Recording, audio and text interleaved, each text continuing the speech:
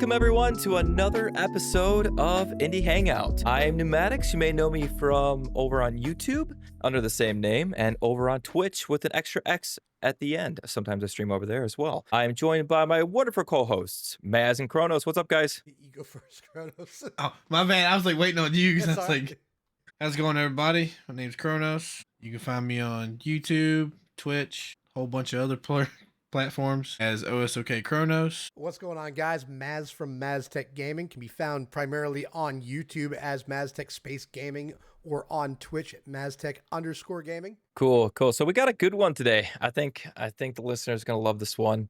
It's gonna be a lot of fun. I think a lot of different ideas of what actually makes or breaks a game. I think that we have a lot of good ideas behind the games and the ideas that we feel like are going to make a game work or not. But before we get into that, I want to make sure that everyone knows that they can go ahead and join our Discord. I'll go ahead and we'll probably leave a link down in the show notes so you guys can go ahead and grab that and join in on the conversation over there, where you can go ahead and ask us questions. You can get a hold of us personally on there. You can go ahead and do polls you can vote in the polls, I should say, that we post up on there if you don't have an X account. So if you don't want to do that, you can also send us an email with your questions at indiehangoutcast@gmail.com. So, all right. First things first, what is the first thing that attracts you to a game? In a lot of cases, it's a mix of different things. It's polish. And it's probably shame on me for being this way, but I'm really big on graphics. Graphics are huge. That's probably my biggest attractor. Okay, I got my attention. Something that looks like crap, I'm probably not going to really look in that direction too much, but it's going to have good mechanics, like good controls. And I'll use old Fallout 3 as an example. Very clunky engine controls were very difficult to use. Took me a while to warm up to that. But controls are very, very important. As they continued to create more engines, they made it a little bit easier. So I think mechanics help as well. And you got to have a good story. I think it's kind of I think it all kind of goes hand in hand. What kind of game is it? What kind of storyline there is? The mechanics, the art. I really think it's the whole package, to be honest with you, As much as we want to kind of like pinpoint what exactly first attracts us to a game, I think that for me, I guess if we're thinking first attracts would be the visuals. But then what keeps you there, I think, would be the rest. I can agree with that one, and I'm gonna go along the same lines about saying graphics are pretty big factor for me, because like if a game looks really good, I'll give it a try. If it's looks kind of weird, I'm gonna steer away from that one. But then there are games that are like horrible graphics, or like really just like 2D type stuff, and it's fun to play. So you got to find that balance, I guess, between good graphics and just the mechanics and gameplay. Oh yeah, I like that. I like that a lot. I mean, first thing that attracts me to the game as well, I think we can all be on the same page as that is, there's a whole thing is don't judge a book by its cover, but we definitely do when it comes to games because it's kind of a big part of it. Not every game is it a big part of, but for the most part, when you're trying to grab a lot of people's attention, it's got to look good, right? And that goes in hand with why a lot of games are as good as they are or popular as they are, is because of how the graphics come across.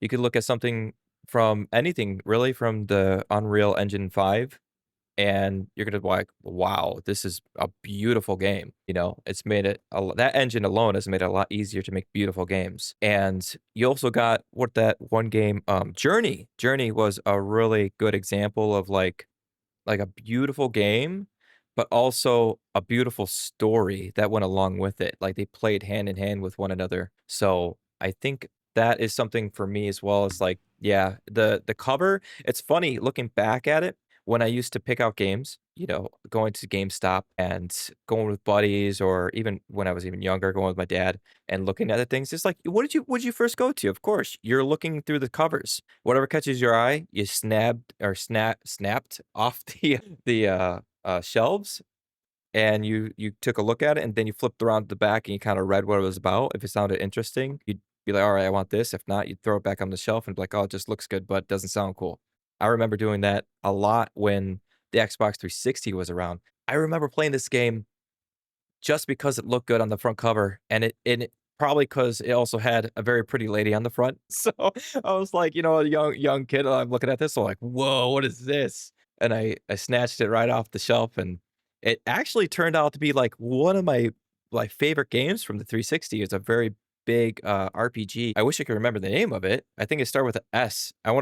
It's funny, I wanna say, like, Sudoku or something, but Sudoku?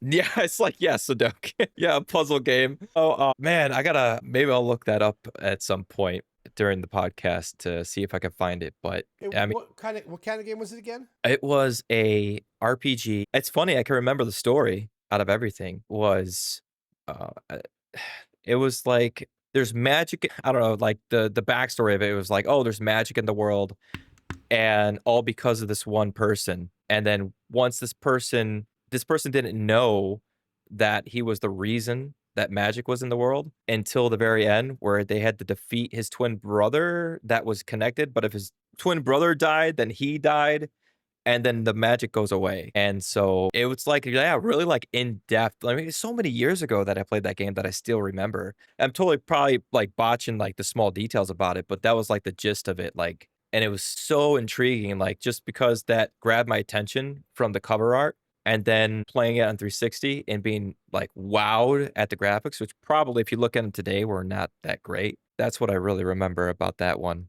And of course the story.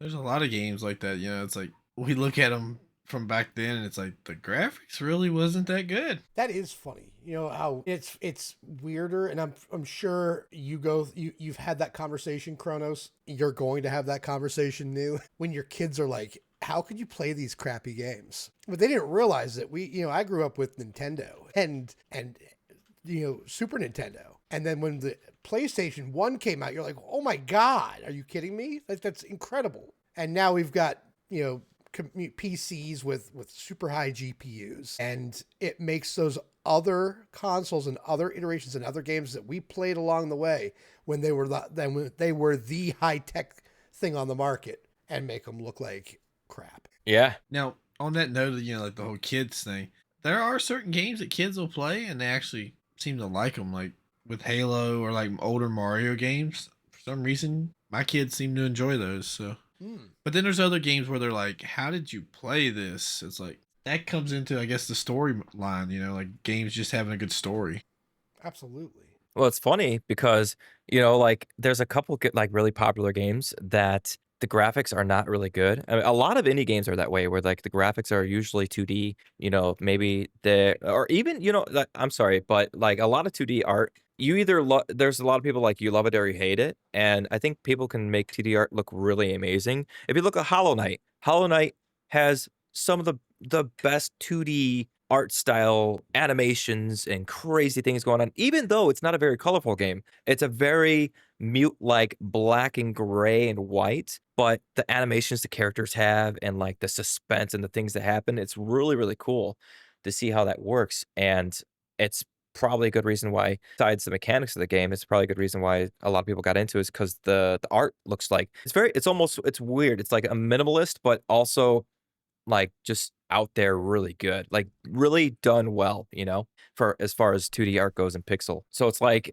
in that case, we also have Roblox and Minecraft, right? You got these games that I'm sorry they don't look good. It's just pixels, right? And then you got Roblox, like I said in a prior episode, that they look like little Lego dudes. And very, very we got this, like, whenever I make a game or, like, starting off fresh with something in, like, Unity, it's funny, I look at, like, the cubes, and you can stretch them out and make them like little platforms and stuff. You could throw color on it. Like, literally, I could probably quickly make a Roblox level very rudimentary and, like, simplistic, and it'd probably do really great over on Roblox. And Yeah. it's not gonna look good, but it would be good enough for whatever game they're gonna play, right? Yeah, see, that also brings me back to the whole, kids new like newer age gamers with the graphics and stuff. It's like I wonder if these games like Minecraft and Roblox being kind of not graphic heavy games kind of gives them that mindset of like playing older games, and then they actually kind of don't mind it in a way. What do those two games? I mean, we talk about Minecraft and Roblox all the time on the show, but they are the foundation of indie games, really, right? Those are a couple of the notable ones that really put indie games on the map, right? So Right. it's important. But what do both of those have in common? Other than they both, and I will tell you, they both started out with crappy graphics. I think Roblox has come a long way in terms of their graphics engines and whatnot, but they're not the best looking games. They're easy to craft and whatnot, like the levels and the obbies, as they call them, are easy to craft. But what do they have in common with each other? I'd say some of the biggest similarities between the two Mhm. would be multiplayer. Not only multiplayer, but I'm talking about facets to what attracts you to a game. I mean, multiplayer is one of them, right? That would be under kind of general like a genre like MMO or anything like that. But if you don't have the art, you don't have the good graphics, what's something that's gonna keep you there? I mean, the draw at that point is, hey, let's go play this game together, right? Because you got that's your genre draw. But they both have incredible mechanics. They're very tight, they're very intuitive, they're very responsive. I watch my daughter play Roblox all the time, and she's balancing on things. And I mean, I couldn't do it. I mean, it's crazy. But those have to be very responsive mechanics in order to do that. Doesn't really a lot of those games don't have the story. Minecraft has a very weak story, but they've got the mechanics, they've got the multiplayer factor, and they got the replayability. And I think that sometimes can trump it if you can look past that never judge a book by its cover type thing. Because I think I've mentioned it before. When Minecraft first came out, I think we had the game for like, at least we had the demo for like 2 months before I even tried it. And I tried it for 5 minutes. It's like, well, we got to get this. This is pretty Yeah. cool. So it took me longer to warm up to it. But if it has other pieces to it and you give it a chance, and I'm kind of like, I need to practice what I preach because I'm very, very graphics driven. But if you give it a chance, sometimes you're going to be pleasantly surprised. You know what? It's very bad of me to like that I will literally not play a game because of how it looks. It's terrible. I know. It's terrible. But there's a game that you played, Maz, and I actually played with you one time on one of your streams, and I wasn't really dude, I was not into it at all. And I don't even know if I just kind of like ran around aimlessly, and then I think I just left. And I think I messaged you like, sorry man, I gotta go. It was Don't Starve Don't Starve Together. Together, right? Yep. My God, I did not like that game at all. I mean, whatever, dude. I mean, some people like it, whatever, and a lot of people say it's a really good game, but like, dude, the art style, I could not get into at all. I was like, why? Why does it look this way? It's like this old, dungy, grungy, emo styled. It's very Tim Burton. Yes, and I maybe I can't do it.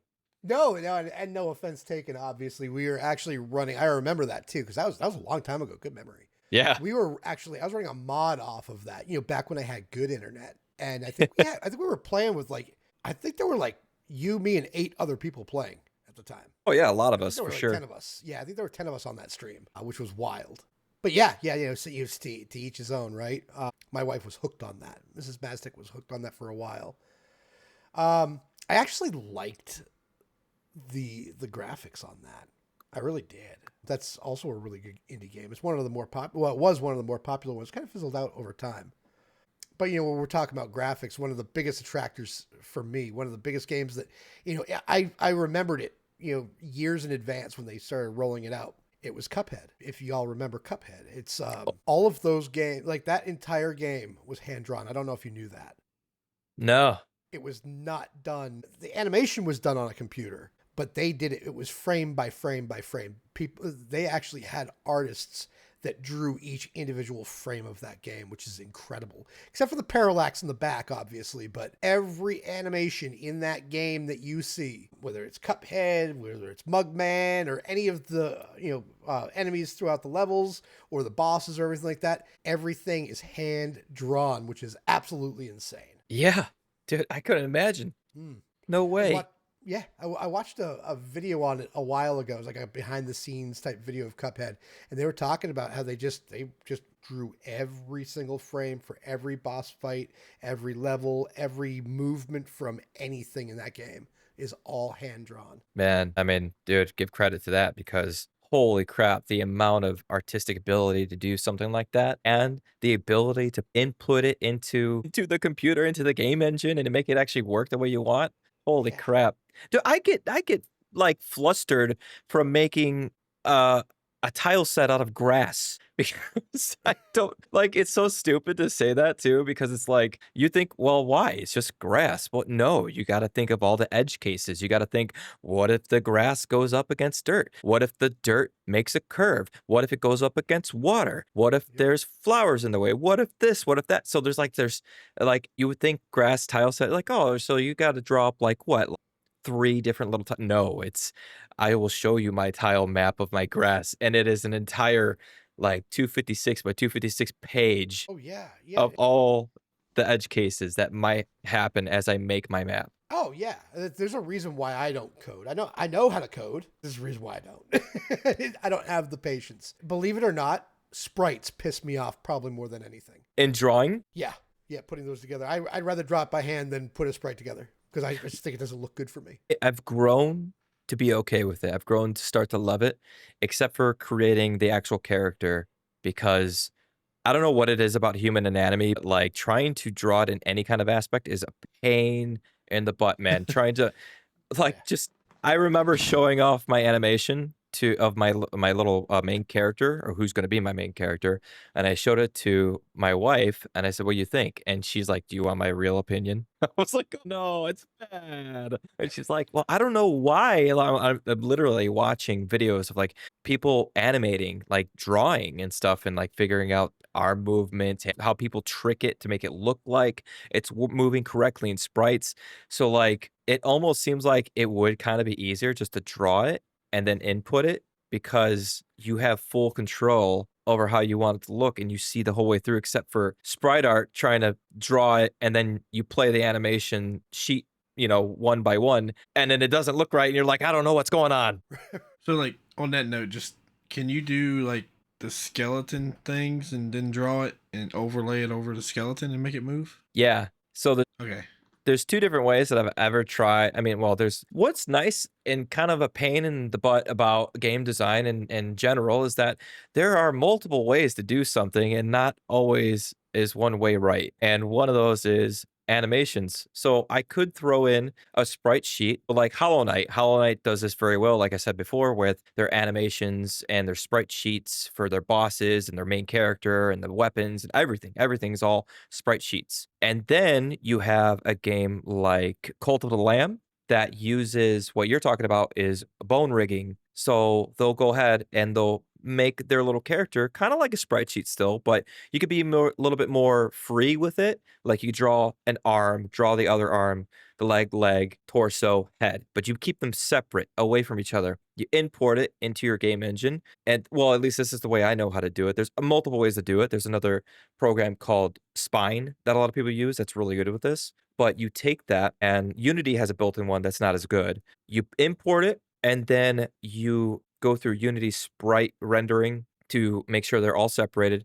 You draw quote unquote bones on it. It's just like little joints and what would be, yeah, the skeleton of the thing you're trying to animate, and you create the movements one by one through keyframes instead of a sprite sheet. So you're using keyframes inside the engine instead. And you could see a complete difference if you guys look up Cult of the Lamb compared to like Moonstone Island or something like that. You'll see a very big difference between it, both of them look really good. They look really good. I guess a better example would be Hollow Knight, and they look really good, but you could definitely tell there's a difference between them. I chose to go with sprite sheets because I'm not good at bone rigging. The only thing I have bone rigged on my game are the trees because that was the easiest way for me to make it look like my trees are waving in the wind. I'm like looking at Hollow Knight right now, and I see what you're saying. Like some of the movements, it's like even when they're standing still, like their body is moving up and down, the robes moving, Yeah.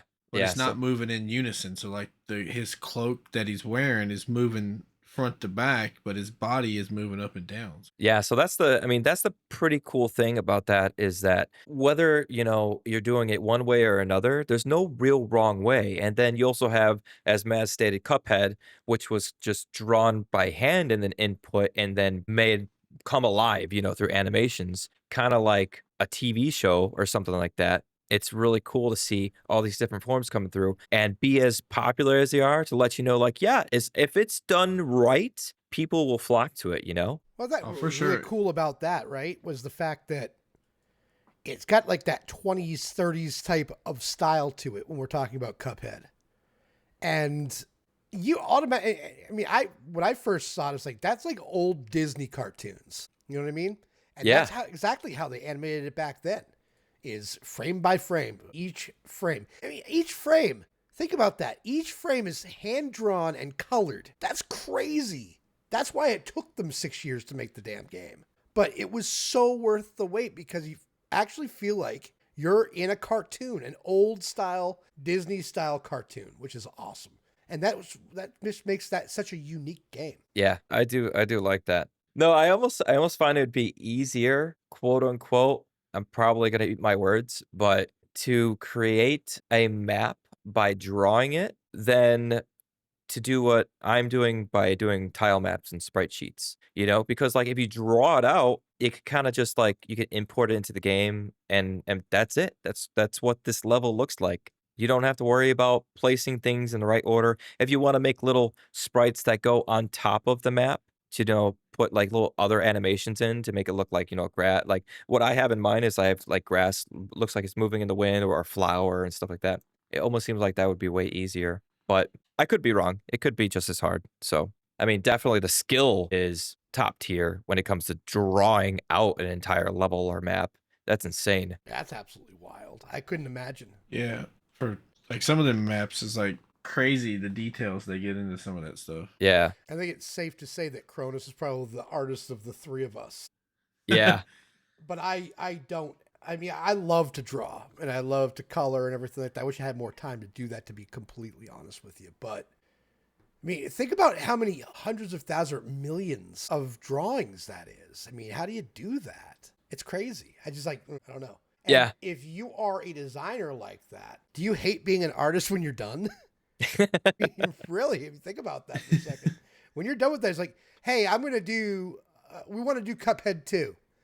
We'll find somebody else. You know what I mean? Yeah. Like, No, we're not doing that. Yeah. we're not. There's no such thing as Cuphead 2. We're done. So I will say with art, like one of the things that I enjoy about it is seeing the final project. Like I used to do like the little flip book things, like where you take like a post-it note stack and just draw like the picture like it was moving on every single card. So then when you would just flip through it, it looked like a little scene. And like you would spend an hour or two sitting there drawing all that, and it was like, oh, man, this is ridiculous. But then once you got done and you flip through it, you're like, yeah, this is all worth it. So it's like, Absolutely. I could see it. I could see them actually enjoying it. Like, yeah, while they're making it, at times it would probably be like, this is exhausting. I'm tired of drawing. I don't want to do this anymore. But then when you get that final product to where you see it moving on the screen and you see how it's going to look, it's like, okay, that was worth it. Yeah. At that gratification at the very end. Such a confidence boost too when it looks all so nice and everything's working the way it's supposed to. And you got all these people saying how great of a game your game looks. Yeah, that's awesome. Yeah, it's like the game, you designing your game in general. Like, yeah, it seems like it's a lot of work all this time, but once it's done, you actually get to play it. You're going to be like, right, sure, Yeah. you're going to be like, okay, I need to change this or I need to change that, but it's going to be like, this is fun. Like, I'm glad I stuck to it. Yeah. I mean, that goes to show like, so art is definitely obviously a big part of it. Like there's so many big parts of a game. Mechanics is another big thing, right? The way the game feels as you play it. And I think what Maz was getting at earlier is like with the game feel and the mechanics of the games of like Roblox or Minecraft, as we speak of them so much, like these games, it's because they just work well. They feel good as you play them. The creativity that goes in it, there's so many things you could do. You could build a freaking computer that runs Pokemon, I think it is. If someone did something crazy, like you could play Pokemon Red Yep. in In Minecraft. Minecraft. That's just holy crap. But that's like next level, right? So it's like mechanics are just as good. I had an instructor when I was going to school that would tell me that, you can have a beautiful game, but if it plays like dirt, then it's dirt. It's beautiful dirt. Lack of a better term, he placed dirt with something else, but he would absolutely say that all the time. So whenever it came up to us, like, people would worry about as we're creating our little games in college and stuff and our final project. And he goes, I don't care what it looks like. Does it play? Does it play good? Does it feel good? Do you have to really learn the mechanics of the game in order to even play it? Or can you just jump in and within a few minutes you're rolling? And it makes a lot of sense because I don't know if you two have ever gotten into in a game that you thought was gonna be great because of how it looks, and all of a sudden you start playing, you're like, what is this? Why does it play like, why am I like, it's not working right or something's not, trying to break down the wall and like it's funny thinking about it. Something that came to mind just split second right now is like I've been playing, you guys know Final Fantasy Remake for a while. And one of the things that annoys the hell out of me is I go up to interact with something, and if you are right on top of it, the interaction button goes away and it doesn't let you interact with it. You have to step back, and it's such a freaking ordeal to get your guy to walk back and then go forward again. Don't it's too far forward and then hit the interact button. It's so stupid. But stuff like that, You got to be at a distance. Yeah. I don't know. Have you guys run into anything that comes to mind when it comes to that? Actually, just recently, I've been streaming Atomfall, and I screwed up. Okay, I'm a stone cold killer. I've like these druids in that game.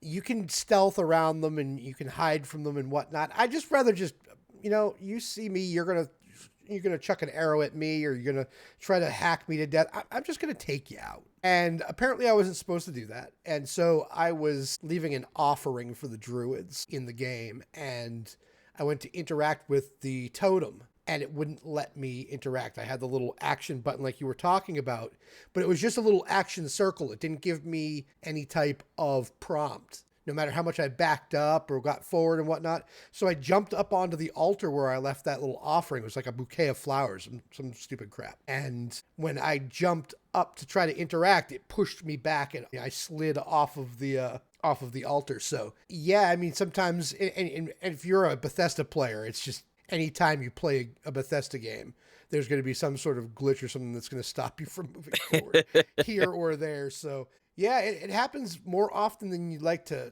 hear. Yeah, I agree with that. They seem to happen. They're happening more often in modern gaming. It's like the games they're pumping them out so quick that they're not refining these little details. Yeah. I mean, well, it's like not only that, like you do have a lot of that stuff. You got games that come out and it's like day one patch. It's like, why did it need a day one patch? Holy crap. Like you just blatantly let it go with a bunch of stuff wrong with it. I know it's hard with a lot of these big games. I think it's a lot easier to, well, quote unquote, easier to fix like small bugs and smaller games, obviously, compared to, Bethesda game that's super open world, like, Skyrim or Fallout or anything like that. But like, just like the game feel in general compared to other games, like, you just know, like, if you grab a shoot like a Halo, and you're playing Halo, and you go to Call of Duty, more than likely, you'll be able to pick up on it right away, and they do that on purpose, these AAA studios, because 'cause they're like, "Well, this is what people's controls this is what they're used to." Like, you imagine if you used,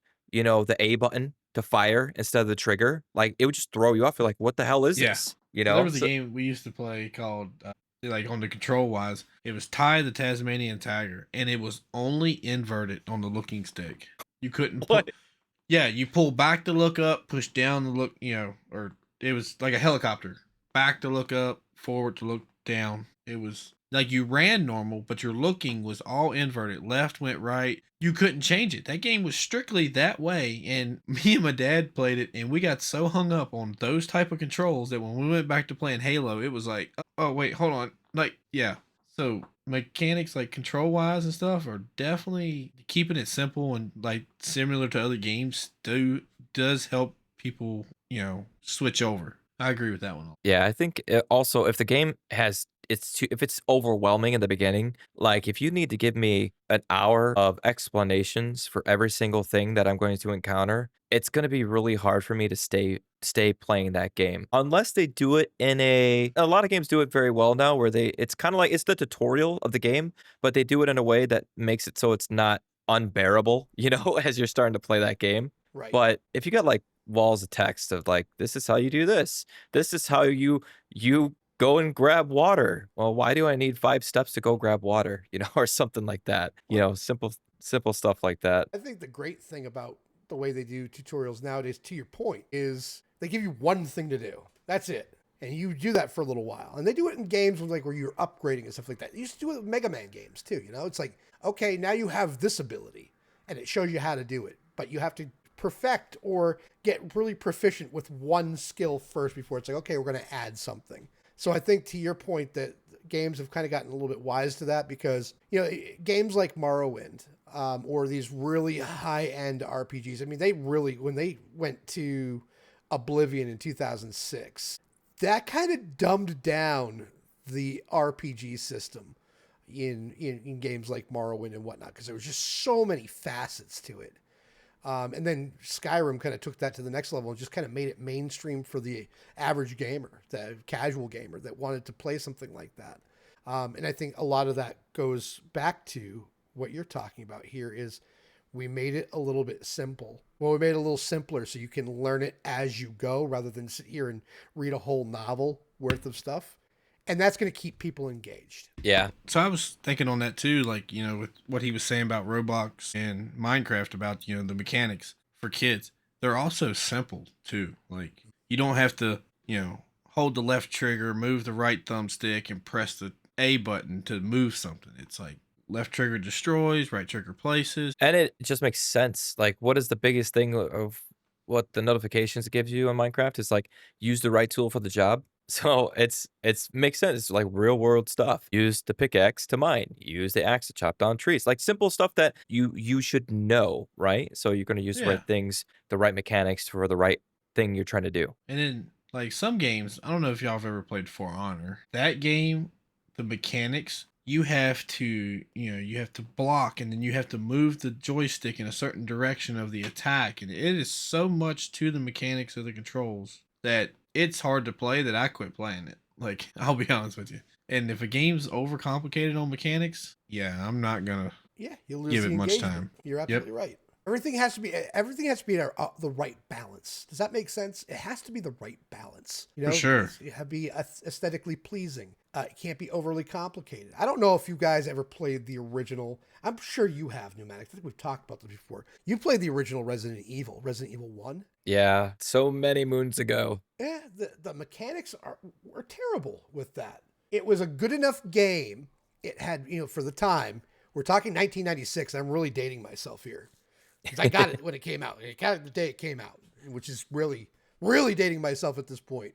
Seeing that we're just about to announce Resident Evil 97. I mean, there's literally like 20 plus 25, 30 different versions or iterations of Resident Evil. I think we're about to get into Resident Evil 9 any day now. That's going to be announced, but there's so many different iterations. I'm talking about the very first one. And the biggest problem with that, as good as it looked, as it was like set the standard for the genre of survival horror. Resident Evil was the beginning of survival horror, in my opinion. That and Silent Hill and Parasite Eve. Those three games, not so much Parasite Eve as it was those other two games. That it was Resident Evil and Silent Hill that set the standard. But the biggest problem I had was with the mechanics, because this was before DualShock. Now I'm really dating myself, right? Now we're just using the D-pad, right? D-pad on the PlayStation 1, you had your left trigger and your right trigger.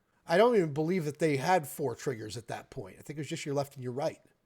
Okay? And then your 4 buttons. Maybe not. Maybe it was 4 triggers. But my point, I digress. Up was forward. Down was backing up. You had to push the left to turn left. You had to push the right to turn right. And you would just stay. If you just held down the left or the right button on the D-pad, you would just spin in place. There were ways to do it with aiming and down and hitting the X button on the PlayStation that would make you turn around super quick so you could aim and fire. But that is, if you play it now, like, I wouldn't give it the time of day. The graphics aren't there anymore. I know how the story goes. I've done what I had to do. And normally with mechanics like that, especially in a game that you don't like, you're like, the hell with this. I'm not playing that. But the story was so compelling and the graphics were so good for its time and the genre was so new. You're like, all right, you know what? We're going to deal with these mechanics. And by the time you were done with the game, you were proficient with it. If you were going to beat the game, you knew it. You knew it well enough that and if you play it for an hour and a half, 2 hours, even nowadays, if it's your first time playing it and you run into those mechanics like that, you get used to it if you really get immersed into the game. So I thought that was pretty cool. All right, so what do you guys think about story-wise for a game? There's a topic that's been brought up before from some friends of mine that were like, do you really think a game needs a story? And my personal opinion is 100%. I think the game needs a story. I think that's what really makes it stick in your brain 10 years later of like, you look back and you're like, wow, that was a really good game. It's something like you're playing a game and you're thinking back, you're like, oh, I remember this game had that. This game had that, or like the similarities and storylines that are coming up. So, like, as far as it goes for me, you guys know I've said it many times. Legend of Zelda, Final Fantasy VII are the staple games, my foundation of gaming that got me into it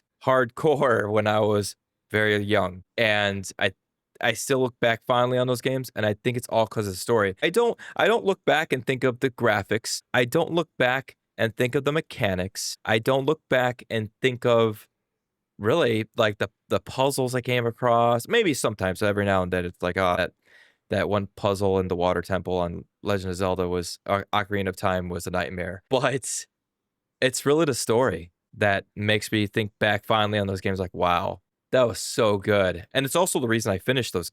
Well, I can't say that for Final Fantasy VII. That's the reason I finished Legend of Zelda Ocarina of Time. I don't really know why I never finished Final Fantasy VII's story. Oh, no, I do. I got stuck. And I didn't know how to get past it until years later when YouTube was a thing and it showed me and I was like, wow, really? I just had to go around. It's like 2D art. Well, Final Fantasy VII was that mix between 2D, 3D, and Yeah, it was trying. it was very hard to see like pathways sometimes, Mhm. and that was the whole reason I stopped. And I was looking. I had one of those. I don't even think you see them anymore. The game guide.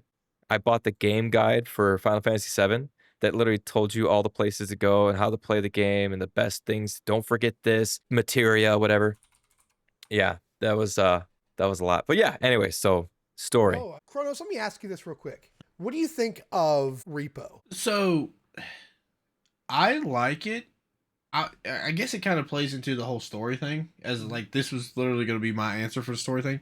Mhm. Is a single player game has to have a good story. A multiplayer game, I could do without a story as long as it's fun. That's exactly where I was going to go with it. I wasn't ignoring your question or your statement, New. I was trying to prove a point there as well. And you and I, and we haven't been able to play it a lot, New, but you did play this also on my stream once. We played 76 together. What's the story behind that? Think if you really want to dig into like lore, it's funny. It's funny you say that because I did a whole video about, I think, yeah, about the lore or how it all started with Fallout 76 and like the bombs dropping. And then it was like Fallout 76, it was about them leaving the vault like way Yeah. earlier than all these other Reclamation vaults. Day. Yeah, Reclamation Day. And then like getting out there. But after that, the only real story you're getting is from either notes or the computers that are left and maybe some of the I would assume probably some of the robots. I'll be honest, I didn't play enough because it was at, the early stages when Fallout 76 wasn't really good and I struggled to play through. But from what I do remember, that's like piecing together all those little lore elements Mhm. that formed a story, I guess, as you played along. Right. And so it doesn't really, it's a fragmented story. I mean, there's still a story there, but it's kind of going back to Repo. There's no story, is there? It's, playing with your friends and whatnot. Reclamation Day, gotcha. Gang beasts, those types, party animals, those types of multiplayer brawlers and whatnot. It doesn't matter, if you're playing with friends, right? Because you're not really immersed in the story. But, and Kronos had mentioned it. And I agree and I disagree. It depends on the mood and the style of game that you're playing. If I'm playing a single player game, yeah, I need a story. I need a really good story, especially if I want that game to be memorable. To your point, Legend of Zelda, that's a 40-year-old game. Ocarina of Time, maybe not so much. That's probably a 30-year-old game at this Man, point. I'm old. So I think it's 29 years. I think it came out in 96 or 97, didn't it, Ocarina? 97, I think. If I remember that title popping up in my head, like the ring as you press the A button and then you Mm-hmm. see it come across the screen. Yep. November 21st, 1998 is where Ocarina of Time came out. But great storyline, right? Yeah. And therefore memorable. Kronos, what are the odds of you remembering Repo 10 years from now? I'll be honest with you, probably not a lot, not very good, because I mean, it would really depend on, like, there are some things that have happened in Repo. Is if it depends on who I'm playing with too, I guess. Like if those friends that I played Repo with and I'm still playing with them 10 years from now on other games, like I would probably remember some of these moments, but it's you also got to think about that too. Is it's like certain people will make you remember certain things. It's like, oh man, remember that time in Repo where we kind of did the same thing? But then it's like if you're not playing the same type of game either, then you're gonna just totally forget about it. I think a decade from now you'll hear the name Repo. But I remember playing that. That was fun. Yeah, And that's about the extent of it. But I bet you New could go on for 15 minutes about why he thought Ocarina of Time was so fun, right? Yes. Yeah. So Stop me now. it's so I mean I think it's a mood thing, but I think that story is overall I agree with you. But it's the style of game you're looking for, right? Multiplayer, you're not really looking too much into storyline and lore at that point. You're hanging with your buddies. But when you're playing by yourself, like I'm playing Grounded right now on my own. It's my one game that I'm not streaming. I'm not, I might do something with videos later on, but that's my game. And it's fun. it's really fun and it's a very fragmented story, but you're shrunk. And as you play the game, you start to get answers as to what happened. And you start, and eventually you will understand why you're in the situation that you're in. That makes you want to play more. That makes you want to, hey, okay, game's fun, mechanics are great, graphics are good, really innovative and creative concept rather. But what's the story? What that drives you to that next point, right? I want to get this collectible because that's going to unlock the next part of the story. So I absolutely agree with you, but it's more depending on who you're playing with, what style game it is. I mean, what's the story with Phasmophobia? Fun game, no storyline, who cares? Playing with friends, right? True. But when you play it by yourself, it can be kind of boring because you're just hanging out in a house waiting for a ghost to kill you. So there's no incentive to play it by yourself. It's you play it with your buddies. Yeah. Yeah, I see your point there because as you were talking about it, I'm like, no, you guys are wrong. You are wrong. I'm kidding. No, but it's you're absolutely right. I mean, if you think back, yeah, Phasmophobia, perfect example. There's no story to it. I mean, you can try and fabricate one if you really wanted to. You can role play it, yeah. Right, but I do. So I think this is my personal opinion on it, but I do think that if games had that don't have a story, if they did have a compelling story, they would do even better. Now, imagine if Phasmophobia had a story behind each ghost you hunted as you went into the house to expel it. I think that would be more interesting, but it's just fine without it as well. Although it could ruin the game too, for all I know, if you don't I do was the gonna story say it could be well. forced, yeah. Yeah. If it's absolutely, feeling forced is like they didn't really think about it, just threw it in. Yeah, I don't think. But I think that goes in turn with like a lot of multiplayer games. And funny enough, a lot of indie games coming out rely on multiplayer because they're figuring out, wow, the game does really well when you give people a chance to play with their friends. And then you don't have to worry about story as much, but you do have to worry about like I feel like if you get rid of one thing, you need to capitalize on all the other things. Then you need to capitalize, or maybe not all the other things, but at least one big time, whether it be, like I said, story, mechanics, art, or even music, to a point. Absolutely. It's not an indie game, but I don't know if you've heard of Strange Brigade. It's put out by Rebellion, and Rebellion is the developer that put out the Sniper series and Atomfall. Okay. That's a single player or multiplayer game. That has a little bit of a compelling storyline to it. It's more of like 40s, 50s, like World War II style, or World War I style. So maybe the 1910s, late teens, in the 1900s.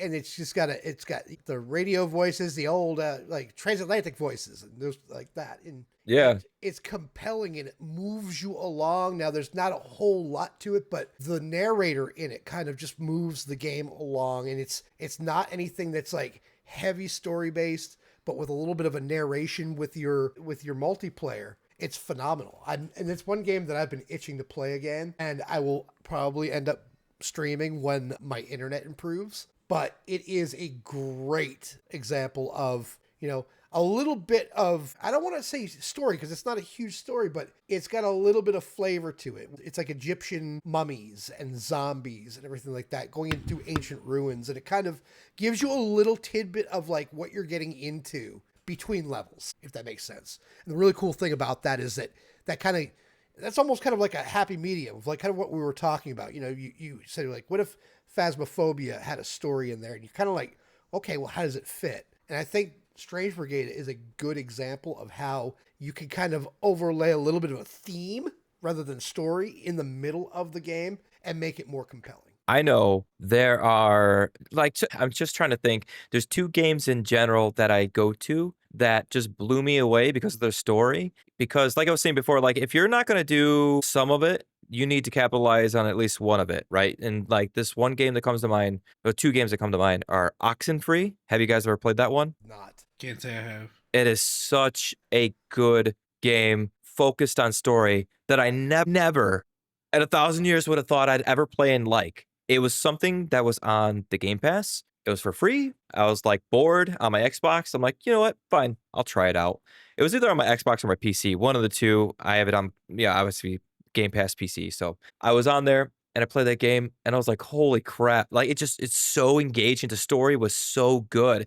Like if that game was made without the story, it wouldn't work. It just wouldn't have been good. The mechanics, it's just kind of like it's 2D, almost kind of side scrolly a bit, but not pixel art. It looked really good. And the story is all about you're a teenager with I think it's your stepbrother and your boyfriend or something, or a guy you like, and a bunch of other friends. And it's like you're out on a boat going out to this island.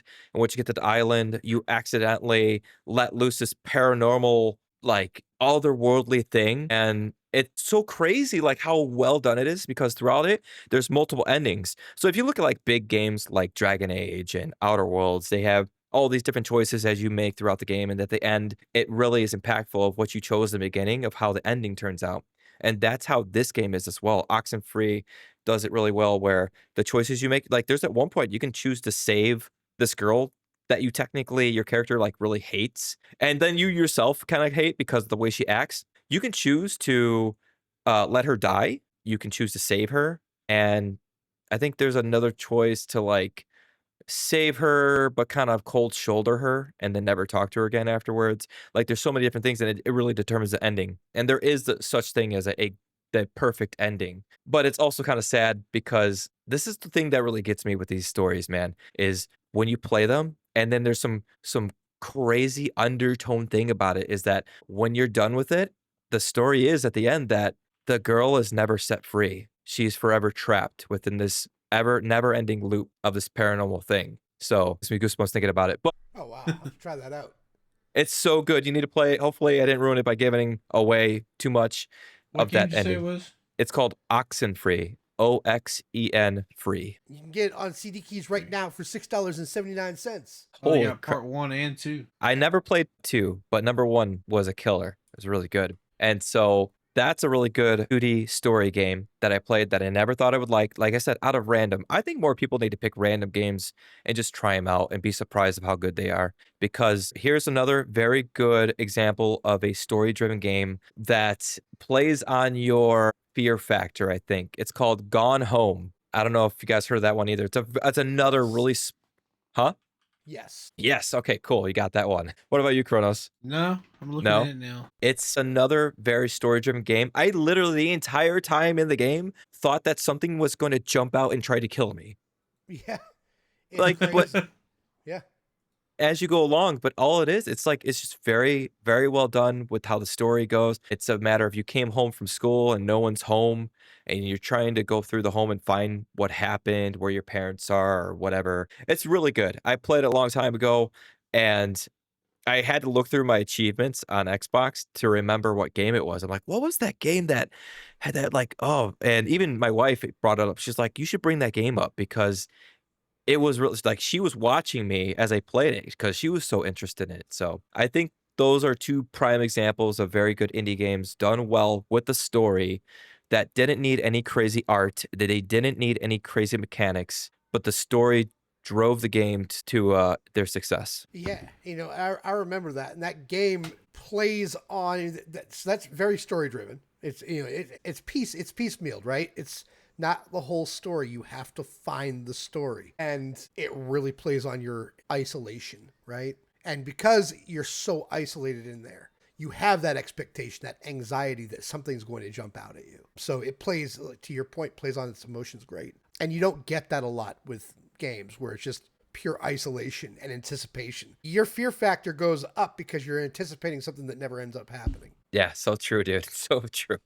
So just while we're on the topic, so story modes. So this is like not really an indie game, of course, but it's just talking about the fact of like a story helping the game be successful. So like older Pokemon, like Pokemon Yellow and Pokemon Crystal, had a linear story mode that people could play through, and I can tell you almost every part of both of those games. Scarlet and Violet, the newest ones, are open world with no linear story, and I barely remember any of it, and I just played it like a year ago.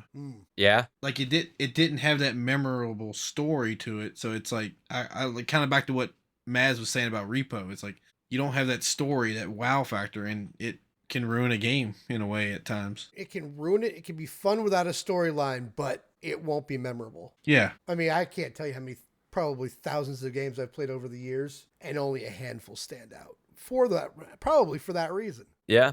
I think that's some good stuff right there, man. That's a perfect example of like, yeah, they're memorable in the moment and then easily forgettable. I think that's a good note on that. I think off of all of those, the only thing I didn't cover was music, but music's kind of one of those like it's a good additive to a game. Music and sound and the way, there's few games that made me stop playing because like the music like wasn't the greatest or the sounds. Like there are some games that I've played I'm like, wow, why did they use that sound effect? But I still play it because it's good, It's not an automatic, I'm done with this kind of thing. So, but in general, when it comes across like the different genres of games, what do you guys think's like the most played in your game library? Saying mine, I'm more of a shooter, like survival type games. I'm definitely RPG, survival, fantasy. I mean, it depends. That kind of all ties in together.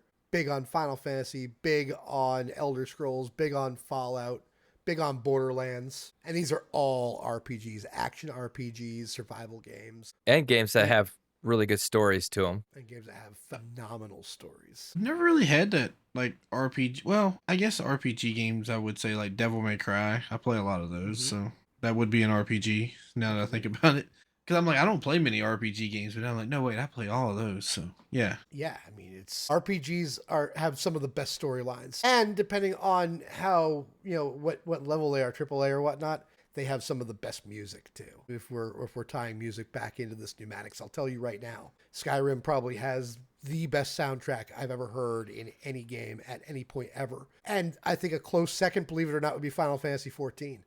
Hundreds of songs in Final Fantasy 14. The music sets the mood. So it's very, very important. It's all part of the package. But a good RPG with a good storyline and some really good music, especially good graphics, right? You gotta have the graphics. We're shallow here. But Yeah. yeah, you got to have the graphics, but you put that all together in an RPG and you got me. I mean, it's just chef's kiss. I mean, some of these games are incredible because of the storyline. And I think the RPGs, to your point here, Kronos, as well, is those are longer games. So the storyline is more involved. There's more room for soundtrack to make it a memorable game. I mean, 30 years from now, I'll remember Skyrim. I'll remember the games that I've played that have the really good storylines. 30 years from now, Pneumatics, you're still going to remember Ocarina of Time. You're still going to remember the other games that you've been playing that really stuck out. Yeah, because you guys have probably seen it too. All those little TikTok videos that would come up, or even shorts, and it's like how to bring the entire or something like how to bring an entire generation together, and they play like just one song, and it's like as simple as the Halo theme song. yep. I was gonna just say that. Yeah, They bring or the Skyrim theme song or Legend of Zelda: The Temple of Time. Like there's specific songs that when people listen to, it just sparks that in their brain like, yes, you know? Exactly. Memory inducing. Yeah, you hear that little bit of music, and it's like I know what game that is.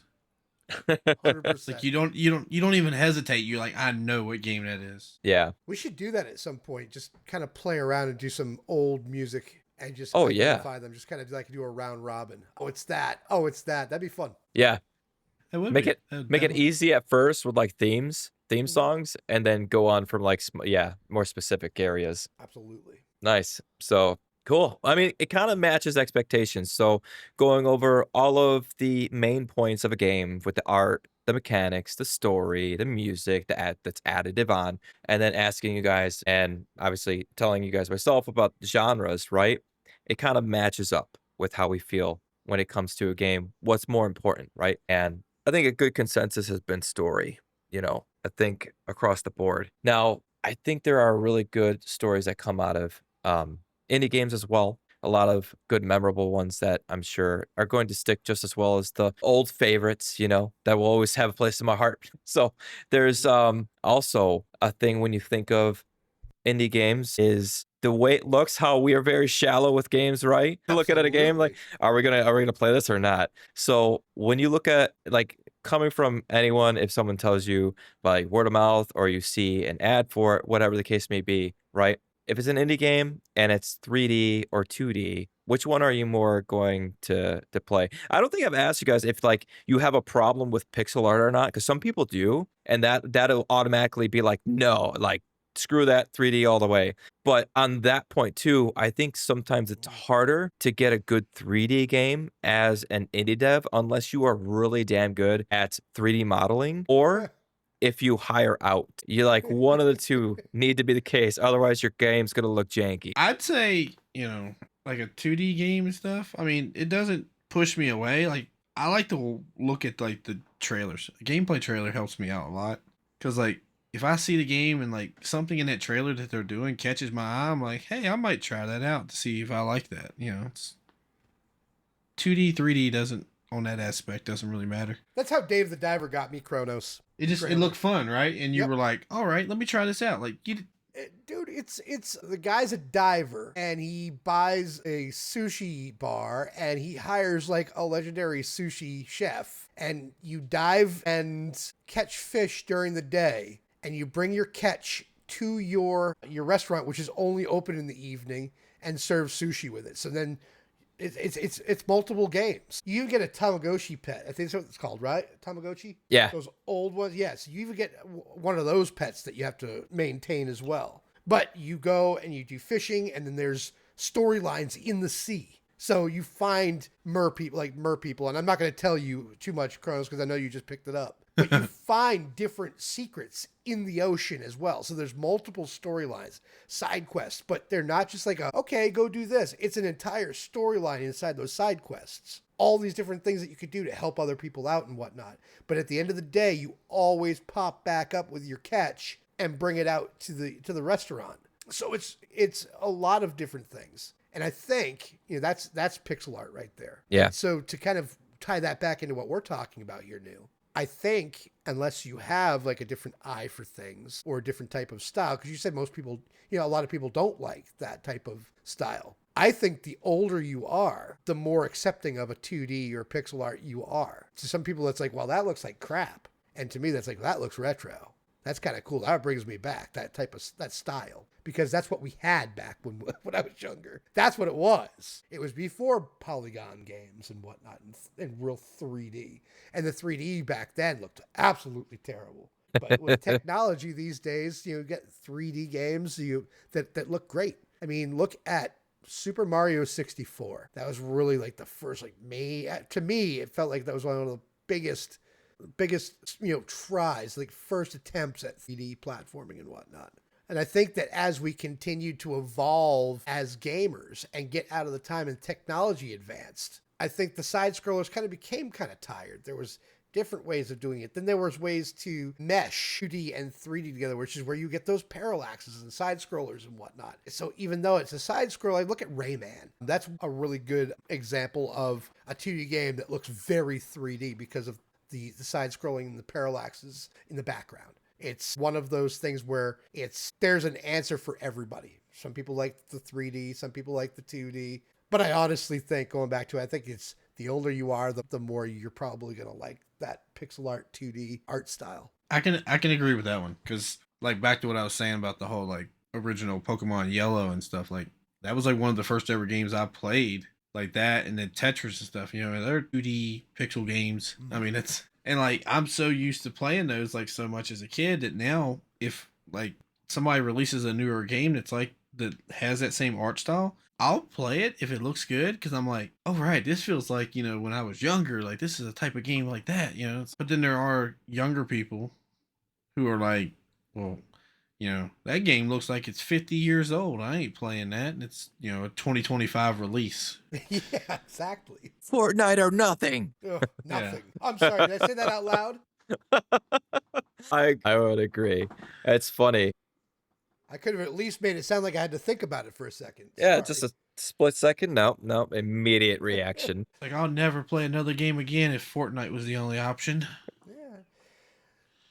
It's gonna Checkers. miss that pastime, but oh well. It's Checkers and chess, I'll be good. It's funny to say because it really does. You have a good point, Maz, and you too, Kronos. That like based off of how we came up with games, and it's kind of like how technology advanced and everything evolved, and like like you said, you got the parallax games coming out into 3D games and the polygons, and then all of a sudden we got, dude. I remember like obviously not an indie game, but Skyrim when they announced that, and they were like, "You see that mountain there? You can climb that mountain." No way. Yeah, it was like unheard of. What blows your mind? And then it's like we get up to this point where we're getting games like, Hogwarts Legacy. That game looks amazing, like but almost straining on the eyes to play as long as you do with that game. You're like afterwards like, "Oh my god, like I need to go take a nap or something. Jesus, this is bad." But like I don't know. I think and it's nice to have these games that kind of almost bring that nostalgia back for the love of how we played games when we were coming up. And kind of all the like I said, when I always bring up the games that set our foundations and just it brings even more joy to playing those. And I do think it does take just as much skill to create a stunning pixel art game as it does 3D. Because I mean, I remember when I first started looking at pixel art and I was like, how do they put these things in place and you scroll out and it looks like that? It makes no sense to me. What the heck is going on? Right. Yeah, but I mean, anyways, it's just I think you guys, like I said, back to it. I think you guys make a good point that because of how we played games in the past, I think we're more accepting of the pixel art games that are coming out today. And I think anyone that, I mean, like perfect example, that Dave the Diver is such a popular game too. There's a lot more people that feel the same way.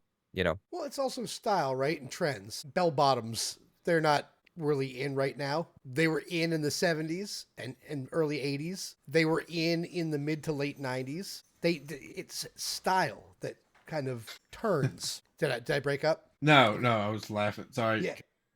I have a pair of parachute pants that I wear like whenever I go to a concert. There you go. I love it. Hell yeah. I love it.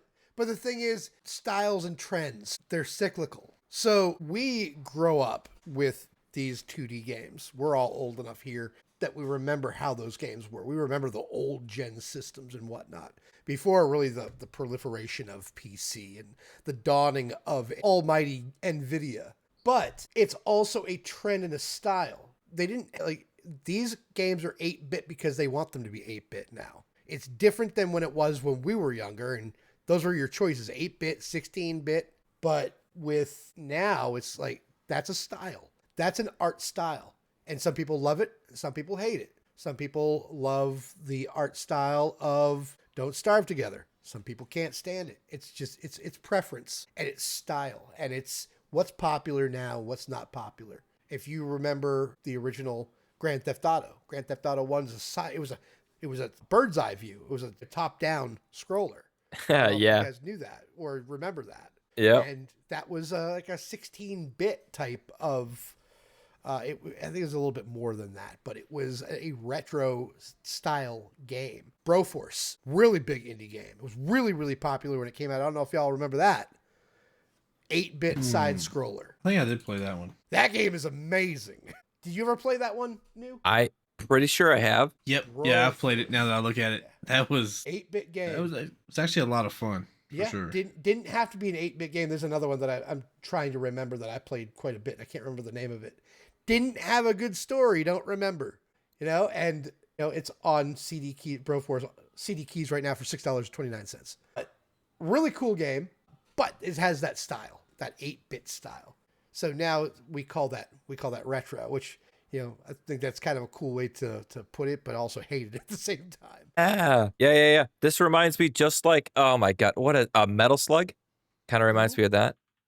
It looks just like, well, yeah, no, definitely. I used to play Metal Slug all the time with my buddy. We'd do the co-op thing and die all the time. It was great.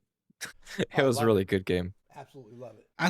I think the style of game also has a lot to do with 8-bit or 2D 3D, because like Roblox, how as New said earlier, looks like they're Lego characters, not very almost like an old retro looking game in a way, but it's there's so much you can do in it that I think people overlook that part and just play it, or it could be part of the factor that makes it fun. So it's like, I don't think Fortnite as like a top down 8-bit game would have done very well. But no, like I feel like the type of game also matters a lot on that aspect too, because it's Minecraft, Roblox, they're very creative games, not very detailed type stuff, but it's like we've said multiple times, there's so much you can do that it's fun to play. Yeah, absolutely. So I think when it comes to that stuff, made a good point of all the 2D games, not having a problem with them, almost kind of a nostalgia. If it's done right, I mean, even kind of a crappy 2D game, as long as it plays well, I'm still gonna play it. It's not a big deal to me. Like I said, Hollow Knight is such a masterpiece of itself that, like, it's funny because I haven't played it, but I've just watched a lot of videos of it. It's one of those games I was like, I just want to watch it. Sometimes you get those games like that. You don't want to play, you just want to watch. And it just looks so seamless with everything. You don't see any crazy bugging out or anything like that. But I do get that with 3D games that are made from indie games. I mean, dude, Kronos, look at Schedule 1. I mean, like, do you think the person that made that game like had a very well knowledgeable about like Blender or anything? I mean, he had to have some knowledge, to get something going, but not. Yeah, that's definitely one of those games. I remember because it's funny enough. It was just like when I saw you streaming it. I mean, and whatever. It's really popular. It blasted off and it made a lot of good money. So cool, good for the dev and everything. And I'm not trying to bash either. I'm just calling it how it is. And it's one of those, you look at it, you're like, yeah, maybe this was I'm just gonna try this out and send it and see if it works, kind of deal. Oh, the mechanics are solid, but the way it looks isn't great, but that doesn't really matter, kind of deal. And obviously it worked in this guy's favor, but it just also goes to show that I guess, you don't really need it to look that great in 3D either. It just needs to, hit the right niche crowd and they'll gravitate to it and they'll play it. And as long as it plays well, you got a solid game. For sure. On that note, I think we'll go ahead and take a break at this point. And when we get back after the break, we're going to go over the poll question, the question of the pod, and we'll dig into our mailbag and see what you guys have brought to us to talk about on the podcast after this. Do you want to be a part of the next episode and steal the spotlight? Then send us your questions for the pod via dropping them in our Discord server or shooting us an email over at indiehangoutcast@gmail.com. The best ones get featured on the show, whether they be short and sweet or long and comprised of multiple questions. Even send us over some hot takes to really get the conversation fired up, and your question just may get featured in the next episode. Welcome back, everyone, to the Indie Hangout podcast. All right, so we're going to get right back into our question of the pod, which is, for all three of us, of course, which 2D game is your most played and which 3D game is your most played, indie or not? Let's just throw it out there and see what hooks. What do you guys got? Are you talking about like ever? Yeah, I think ever. If you're looking at your Steam, maybe, yeah, if you go by like your Steam library, if you're like, yeah, I got like 1,000 hours in this. This is like the greatest. Oh, I could probably with 2D. I'm thinking Final Fantasy IV. When I was younger, and I've Oh, played and beaten that game dozens of times. I've beaten the crap out of that game. It's a good 2D. Had some parallaxes in it, so it had some 3D aspects to it, but it was a 2D game overall. Released in 1991, it's a 2D role playing game. Released in the United States as Final Fantasy II. In Japan, it was Final Fantasy IV. They finally synced them up, and it's now Final Fantasy IV. No region or anything like that. Played that, from the time I was 11 years old um, to now. I mean, it's just I'll still play it. I'll probably end up streaming it at some point. 3D. I mean, Skyrim is definitely that has the most yeah. hours. Yeah, it has the most hours. I've probably played that the most out of any game, and the Fallout series, Fallout 4 is probably a close second, if not right there with it. But Skyrim, I think it has the edge. So for me, I'd say 2D game is gonna be Pokemon Crystal. I mean, I have hundreds of hours playing that game. I still play it to this day. Got a Game Boy at work that I beat the game. I'll restart it, start over again. It's hard to choose because I've played all the Halos a ton. So I'd say Halo is the franchise for 3D. I was gonna say, yeah, just Halo in general. The franchise, yeah. So, real quick on Maz's topic, I just realized Final Fantasy II for the Game Boy Advance is the only Final Fantasy I ever played. I finally figured out which one it was. Really? Yes. When it came out you said it was Game Boy Advance? Yeah. When it released for Game Boy Advance as Final Fantasy II, that was actually Japanese Final Fantasy II as well. So Final Fantasy IV was released for the Advance. Does that Oh, make nice. sense? Good. Yeah, because I see here it says Final Fantasy II Game Boy Advance 2004 is when it was released. So Correct. But that was actually Final Fantasy II because I'm not sure when. Give me 1 second. I'd like to look this over. Dawn of Souls. That's the only one I've played. It's taken me all these years to figure out which one it was, and I just found a picture. I'm like, I remember fighting that boss.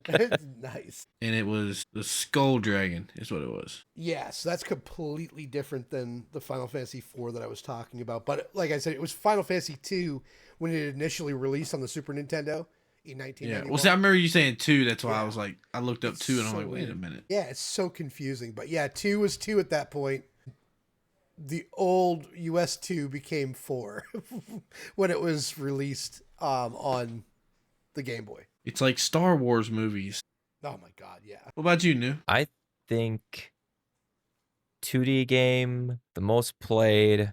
Stardew Valley. Sound like a broken record. Yeah, yeah. Maz's favorite game of all time, Stardew Valley.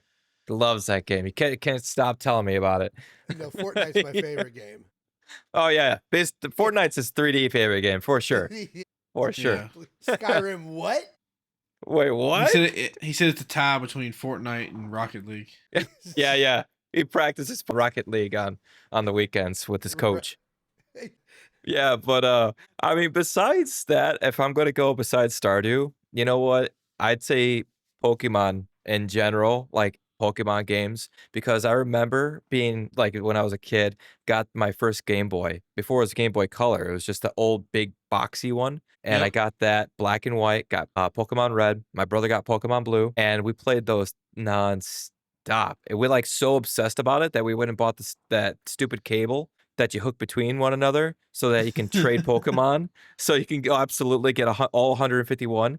And that was like the first and ever Pokemon game that I got all 151 Pokemon because I went and did the little in the beginning you do a little, it's like a glitch to get Mew, and on I think it's called Gold Road or something, Gold Nugget Road or something like that in the game. Whatever, it's so long ago. But yeah, first one I beat the story, I got all the badges, and I got all the Pokemon. And I'm like, yes, mastered it. And then I played, like I said, in general, I played Pokemon Silver, I played Pokemon, my brother got Pokemon Gold, I played Crystal, and then I didn't really play any until Pokemon Sword. I like skipped them all and I went straight to Sword. And I love that one. So, but that one's, 3D compared to 2D. So in general, if it was besides Stardew, it'd be Pokemon. And then I actually would probably side with Maz and say Skyrim as well. Either Skyrim or Fallout. Like, I just, remembering back when they announced it and just like the chills I got when they're like, you see that mountain right there? You can climb that mountain. Anything you see on the map, you can go to it. I'm like, what? That's insane. So, and dude, and because it's not like I just played Skyrim vanilla all the time. I would mod the crap out of it. And then, just add on so many more hours of playtime on that game. It's ridiculous. So, yeah, the two biggie ones for me. But I would like to know what our listeners would have to say. So, if you are a part of the not the podcast, if you're part of the podcast, if you're a part of the Discord, feel free to let us know what your favorite 2D game is and your favorite 3D game, or maybe not your favorite, but your most played. I would assume it's one and the same. So, And if you're not part of the Discord, you should become a part of the Discord. absolutely. Join the conversation over there with us. Keep the party going. Yeah, buddy. Okay, so next up, we got the poll. All right. So we had a poll question up for you guys. It was, what makes a game unforgettable? And we gave you 4 choices: story, art, mechanics, or the music. Sounds, music, one and the same, right? This was dominated in one area, but I want to ask, what did you guys vote for? I voted for story. I also voted for story. Which is becoming a common theme in this podcast so far, is story. And I voted for story as well. So there you go. All 3 of us didn't see it coming. No, absolutely. It was by far the most popular choice. We had, I think, maybe one person vote mechanics, which was surprising. So out of the many people that voted, because I actually had some people vote over on the Discord poll as well as X for those who didn't have it over on X, which, once again, if you become a part of the Discord, we'll have the polls over on Discord so you can vote on there as well. So yeah, story. And I think we can all say with a common theme that's been going of like just it's proof that story is a very important part of a game. Not necessarily necessary in every single game that comes out that is successful, but definitely in ones that are memorable. All right, and into the mailbag. Reaching into the mailbag, I got a question for all of us from Nasinya. So Nasinya asks, and this is probably pertaining to the realm of indie devs. So the question is, what are the pros and cons of being an indie developer versus working for a AAA company? So it's kind of hard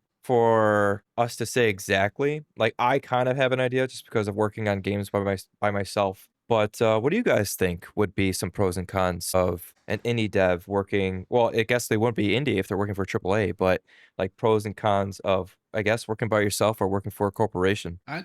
I'd say, if you're working by yourself, you have a lot of creative freedom. You can try stuff that you want to, and you're not set to a certain objective, and you have to hold that objective because you're part of a big company that wants you to make this type of game. I'd pretty much say a pro and con would be just big company. A con would be you don't have the freedom. Being an indie developer by yourself, you have the freedom. So that'd be a pro for that. I think my response to this would be kind of the same with you, Kronos, is that, as an indie developer, you kind of have the freedom to do whatever you want to a point. Like, I mean, as me and Kronos and Maz have said, with indie games, with developers, whether it's a 1-man team or a 5-man team, they're in it for the passion of the project. They're just putting their heart and soul into this game. They can be as unique as they want, and they can put in whatever they want because they set the standards for their own game. They set the standards for the story.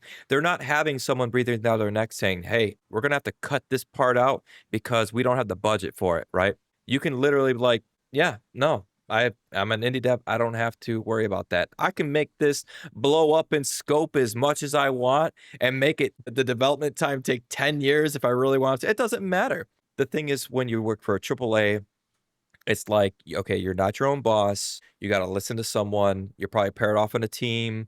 You got your tasks for the day. You rely on that, obviously, for an income as well. Your heart may or may not be in every single project that comes your way, You may be working on one game that you're in love with, and then you finish it out. It gets released. You get called back for the next game, and it's nothing of anything you would have ever wanted to create. That's so, but you got to do it because it's your job. So I think those are the two big ones. I think anyone in the world would tell you that they would love to be their own boss than they would to work under someone. I think that's the goal of many people, Oh, sure. and I think that is, it kind of answers itself when it comes to that.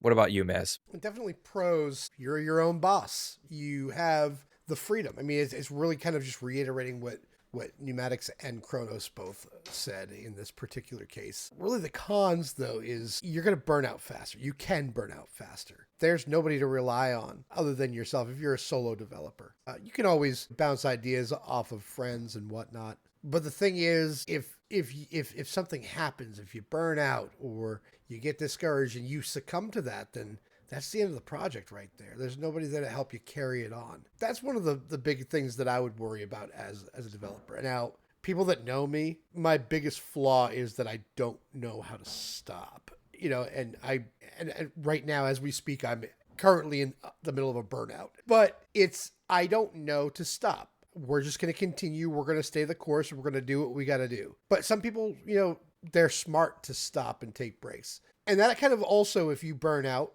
kind of works as a pro, as a solo indie developer, right? Because you can afford yourself that time because you are your own boss. Take the time and recover if you need to.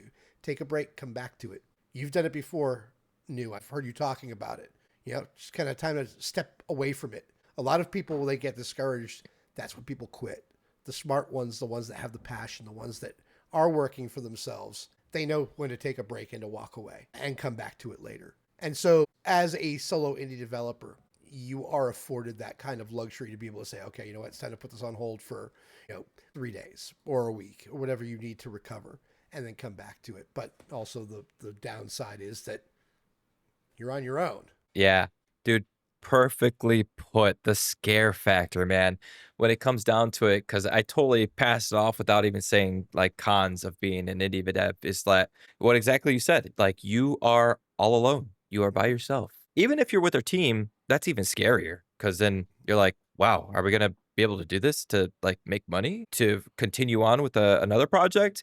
Like, especially if you're trying, which is a horrible idea, you should never do, is just quit your day job and try and do it full time. Ooh. It's good. It's gonna be bad. Like you would hope to at least release a couple games and have that amount, like a couple good successful games that allow you that freedom to quit your day job and do it full time. But that's even scarier because then it really is like it sets in. You would cut like imagine coming home from work, you put in your notice, your last day, and you sit at your computer and go, okay, I need to do this now. Like I need to do this. There's no I can take a day. It doesn't matter how big the scope is. I got time. No, you need to get this done so that you provide money for your family, you know? So there's that scare factor of that, not a lot of people are comfortable with. And so if you're more comfortable with working at a AAA studio, but you're still doing your dream job because it's your passion to work on games, then that's the pro of that because you always are guaranteed that paycheck. It's always guaranteed. So yeah, good stuff. Well, Absolutely. thank you so much, Nasinya, for the question. I appreciate that. And as for everyone else listening, be sure to send us your questions either via email at indiehangoutcast@gmail.com. Or once again, if you are a part of our Discord, be sure to jump in there and go into the mailbag tab and go ahead and leave us some questions for us to read on the next pod. We'd love to read off any questions you got. If it's a lovely paragraph, it's a hot take, whatever the case may be. If you say, you know what, we're wrong, story is not that great, whatever the case may be. It actually took me a minute to think of like, what would we be wrong on? So, Fortnite fans. oh yeah, yeah, yeah. Fortnite is Um, the best. yep, You guys have yep. no idea what you're talking about. Send it our way and give us a good list of why, and we'll read it off. Why not?